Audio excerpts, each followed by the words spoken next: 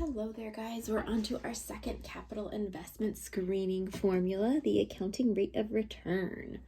So the accounting rate of return computes the capital assets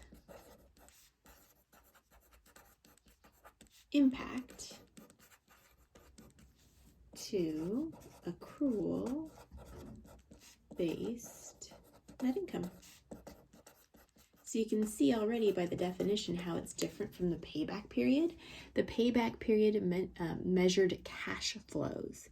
It measured the capital assets' ability to generate cash flows for the company. And then it expressed the return in years. This one's going to express it as a percent. So expressed as a percent. And this one is helpful because, again, management lives and dies by their profit and loss statement, right? So this helps them see what is the impact to that P&L statement, because they're usually evaluated based on that. Okay, so it's helpful for them. It's still easy to calculate. So here's some facts. Easy to calculate. But a disadvantage is it still does not consider time value of money,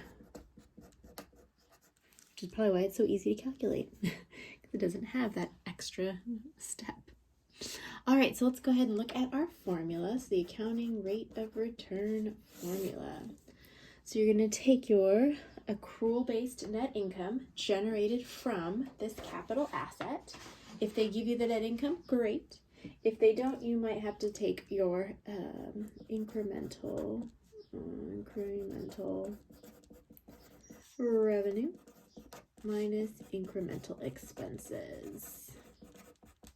When we say incremental, we mean from this particular capital asset. So we're not necessarily taking all of the company's revenue and expenses. We're taking the revenue and expenses just for this capital asset. That's what we mean by incremental revenue. Okay, over your investment, cost of investment. Okay, so that's one way to write it, but we need to expand on this a little bit. Cost of the investment, it's going to be your initial cost. But remember, if we recover some of the cost in the form of salvage value, we have to subtract salvage value. This is the way your book shows it. If you're looking at a different textbook, they have a slightly different way of calculating it. We're going to get to the same answer. But just to be consistent with your book, I will go ahead and use their formula. Okay, so another way for us to write this formula is ARR equals the net income from this asset. So we'll say incremental net income, because that's what revenue minus expenses simplifies to. And then we'll go ahead and put that down there in the denominator. Initial cost minus salvage value. Okay. So that'll be your formula for ARR. But again, if you need to remember what net income is, then you can kind of look back there in your notes.